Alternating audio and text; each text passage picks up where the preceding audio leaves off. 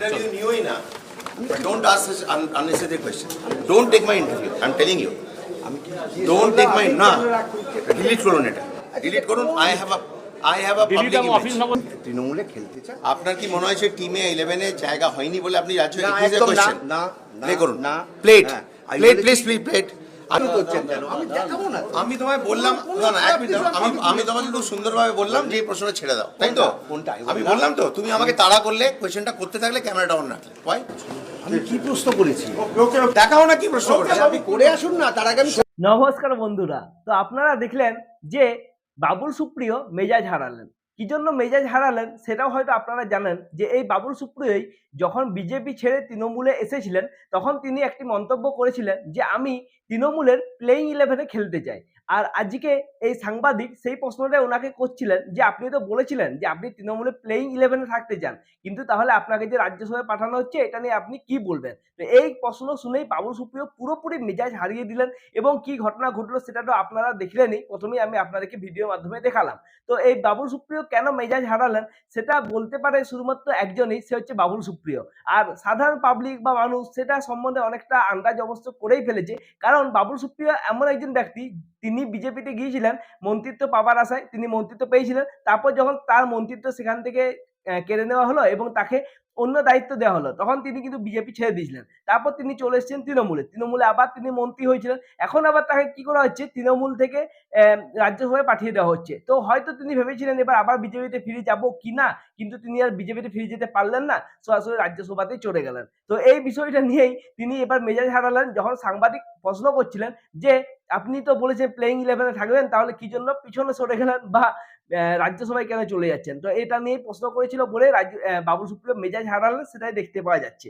এরপর দ্বিতীয় পয়েন্ট যেটা, সেটা হচ্ছে যে আপনারা জানেন যে তৃণমূল থেকে 4 জনকার নাম পাঠানো হয়েছে রাজ্যসভার জন্য, আর বিজেপি থেকে রাহুল সিনহার নাম পাঠানো হয়েছে। তো এরা সবাই বিনা প্রতিদ্বন্দ্বিতায় জিতেও গেছে এবং এই ফটোর মাধ্যমে আপনারা দেখতেই পাচ্ছেন যে কোয়েল মল্লিক হোক বা এবারে রাজীব কুমারই হোক, এরা সবাই কিন্তু রাজ্যসভায় যাচ্ছেন। তো কোয়েল মল্লিক কি বললেন, আমি মানুষের কাজ করতে যাই, যেমনটা সবাই বলে কোনো ইয়ে পাওয়ার আগে।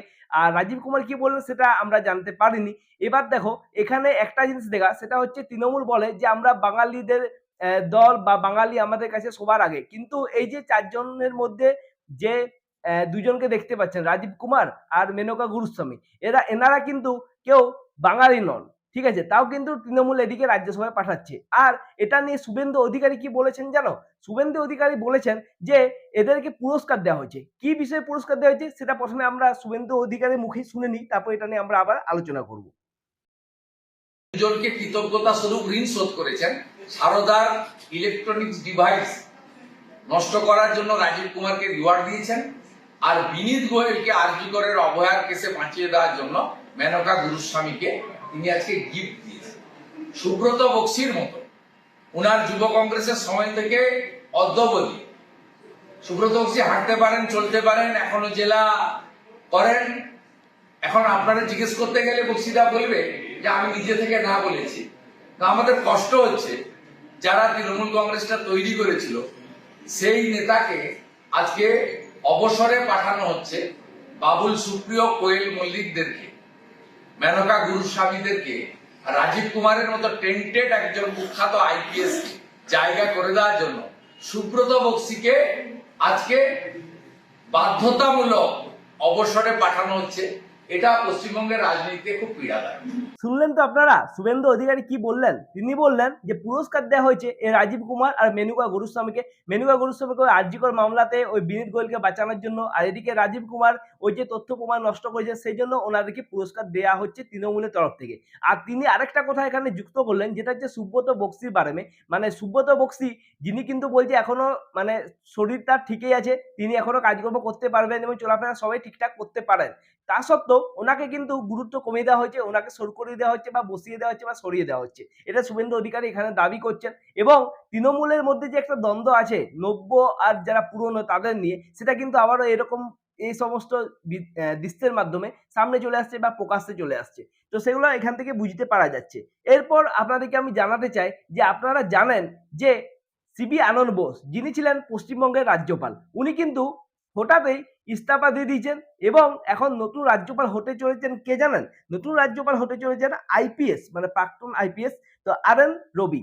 আর.এন. রবি ইনি কে? এনার নামটা শুনলে আপনারা একটুকু সত্যি অবাক হবেন, কারণ ইনি একজন আইপিএস তো ছিলেনই, তার সাথে সাথে ইনি নাগা যে পিস টক হয়েছিল সেই নাগা পিস টলকে ইনি কিন্তু গুরুত্বপূর্ণ ভূমিকা পালন করেছিলেন। তার সাথে সাথে এই যে ন্যাশনাল সিকিউরিটি অ্যাডভাইজার ডেপুটি, ঠিক আছে, আমাদের ন্যাশনাল সিকিউরিটি অ্যাডভাইজার হচ্ছে অজিত দোভাল, যেটা আপনারা জানেন। তো ডেপুটি ন্যাশনাল সিকিউরিটি অ্যাডভাইজার ছিলেন কিন্তু এই আর.এন. রবি। তার সাথে সাথে তামিলনাড়ুর রাজ্যপালও ছিলেন এবং এখন তিনি আসছেন পশ্চিমবঙ্গে।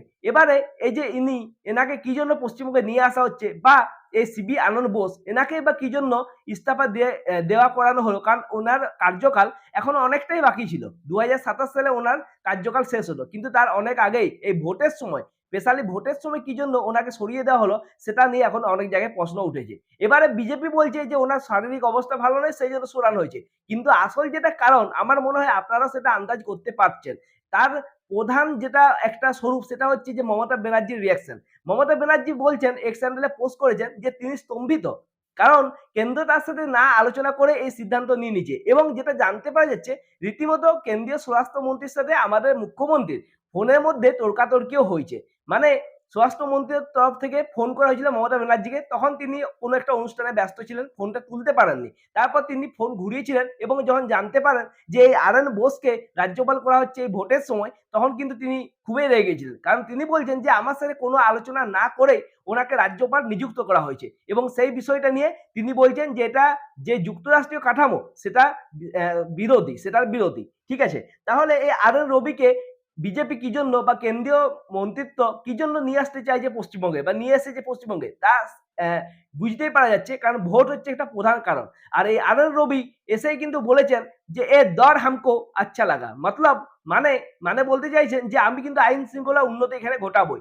আর আপনারা জেনে থাকবেন এই যে প্রথমে সিবি আনন্দ বোস যে রাজ্যপাল ছিলেন তার সম্বন্ধে সাধারণ মানুষের মুখের থেকে শুরু করে শুভেন্দু অধিকারীর মুখও কিন্তু অনেকবার অনেক রকম কথা জানতে পারা গেছে বা শুনতে পারা গেছে। স্পেশালি যখন এই সিবি আনন্দ বোসের বিরুদ্ধে একটা আরোপ লাগলো যে রাজভবনে একটা মহিলার সাথে একটা ঘটনা মানে সামনে চলে এসেছিল, তারপর কিন্তু এই সিবি আনন্দ বোসকে এতটা বেশি আর তৃণমূলের বিরোধ হতে দেখতে পাওয়া যায়নি। মানে এক প্রকার তিনি কি ব্ল্যাকমেল হচ্ছিলেন সেটা কেউ বলতে পারবে না বা কেই বা জানে, কিন্তু আসল ঘটনা হচ্ছে যে সিবি আনন্দ বোসকে তারপর থেকে এতটা ভাবে আর সক্রিয় হতে দেখতে পাওয়া যায়নি। তিনি অনেকটা নিজেকে গুটিয়ে নিয়েছিলেন এবং এই জন্যই এখন দেখতে পাওয়া যাচ্ছে যে বিরোধী দলনেতা শুভেন্দু অধিকারী তিনিও বলেছিলেন একসময় যে রাজ্যপালের এটা নিয়ে কিছু বলা উচিত।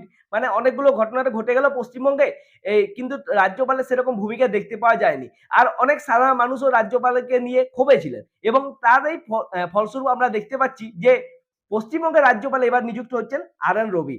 ইনি কিন্তু তামিলনাড়ুতে যখন ছিলেন এনার বিরুদ্ধে তামিলনাড়ুর যে সরকার তারাও কিন্তু অনেকবার অনেক কথাই বলেছেন এবং কেস পর্যন্ত গেছিল সুপ্রিম কোর্টে। এই আর.এন. রবি নাকি কতগুলো ফাইলকে সই করেননি। তো এই সমস্ত বিষয় নিয়ে আর.এন. রবি সেখানে এক প্রকার জানাশোনা সবার কাছে হয়ে গেছিল, অনেক মানুষ তারা ওনাকে জেনেছিলেন এই কেসটা সময় থেকে। কিন্তু এবার তিনি আসছেন পশ্চিমবঙ্গে স্পেশালি ভোটের সময়। তাহলে এই ভোটের সময় ইনি কি জন্য আসছেন সেটা দিলীপ ঘোষ এটা নিয়ে কি বলেছে সেটা চলো আমরা একটু দেখে নিই।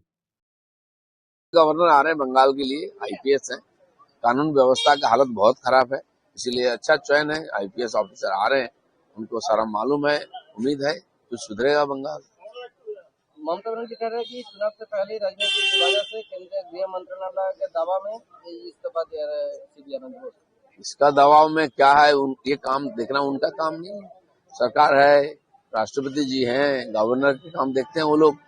और हमें तो उम्मीद है कि आ रहे हैं तो चुनाव के समय कम से कम कानून व्यवस्था आदि सब ठीक ठाक होगा, उनका भी सुझाव रहेगा और नजर भी रखेंगे हर विषय पर। আচ্ছা শুনলেন তো দিলীপ ঘোষ কি বললেন? তাহলে কি এবার সত্যি মমতার চেয়ারটা যেতে চলেছে? কারণ একের পর এক যে সমস্ত সিদ্ধান্তগুলো দেখতে পাওয়া যাচ্ছে সেটা থেকে তো এটাই মনে হচ্ছে যে এবারে কিন্তু মমতার চেয়ারটা আর ঠিকঠাক থাকবে না। তার কারণ এসআইআর এত নাম তো বাদ যাচ্ছেই। আর এতে বিজেপির যে তৃণমূলের সাথে ভোটের যে বিপুল গ্যাপটা ছিল সেই গ্যাপটা কিন্তু ফুলফিল হয়ে যাবে। কারণ এত পরিমাণ নাম বাদ গেলে তৃণমূলের সাথে বিজেপির ভোটের সংখ্যাটা কিন্তু অনেকটাই কমে আসবে। তার সাথে সাথে এবারে আমরা দেখতে পাচ্ছি মমতা ব্যানার্জি এই এসআইআর প্রক্রিয়া নিয়ে ধর্নায় বসতে চলেছেন। এই ধর্মতলার যে মেট্রো চ্যানেল আছে না সেখানে উনি ধর্নায় বসবেন এবং তারপর কি তৃণমূল কার্যকলাপ করবেন সেটা সম্বন্ধে উনি ওখান থেকে ঘোষণা করবেন। সেটা মমতা ব্যানার্জির ভাইপো অভিষেক ব্যানার্জি সেটা জানিয়ে দিয়েছেন। এবারে এই যে এই সমস্ত বিষয় দেখে একটা জিনিসই পরিষ্কার হয়ে যাচ্ছে যে এবারে ভোটটা কিন্তু কেন্দ্র খুবই গুরুত্বপূর্ণভাবে নিচ্ছে বা বিজেপি খুবই গুরুত্বপূর্ণভাবে নিচ্ছে। একের পর এক বিজেপি সিদ্ধান্ত যেগুলো দেখতে পাওয়া যাচ্ছে বা কেন্দ্রীয় নেতৃত্ব থেকে যে সমস্ত সিদ্ধান্তগুলো দেখতে পাওয়া যাচ্ছে সেগুলো এই সমস্ত বিষয়গুলো প্রমাণ করছে।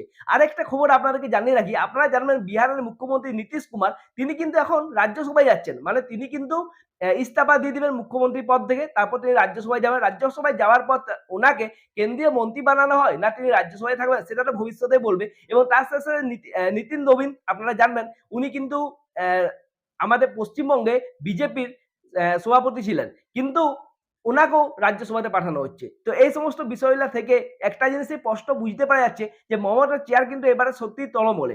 আর বিজেপি খুবই গুরুত্বপূর্ণভাবে এই পশ্চিমবঙ্গে ইলেকশনটা এবারে দেখছে। তাহলে এবারে ইলেকশনের ফল কি হতে পারে, আপনাদের কি মতামত এই বিষয়টা নিয়ে অবশ্যই কমেন্ট করে জানান। আমি জানতে চাই আপনাদের কি মনে হয় এবারে কার সরকার আসতে চলেছে? তৃণমূল কি আবারও ফিরে আসবে, না এবারে তৃণমূলে আসাটা সত্যিই খুব কঠিন? আর তার সাথে সাথে এই যে সিবি আনন্দ বসে বদলে আরএন রবি আমাদের পশ্চিমবঙ্গের রাজ্যপাল হয়ে আসছেন, এটা নিয়ে আপনাদের কি মন্তব্য আছে সেটা অবশ্যই কমেন্ট করে জানাতে পারেন। এই ছোট্ট ভিডিওটা যদি আপনাদের ভালো থাকে, আমার ভিডিও তথ্যগুলো যদি আপনাদের পছন্দ হয়ে থাকে, অবশ্যই ভিডিওটা লাইক করুন, শেয়ার করুন, আর এই ছোট্ট চ্যানেলটিকে একটু সাপোর্ট করুন, চ্যানেলটিকে সাবস্ক্রাইব করে দিন। দেখা হবে নেক্সট ভিডিওর সাথে, ততক্ষণের জন্য নমস্কার।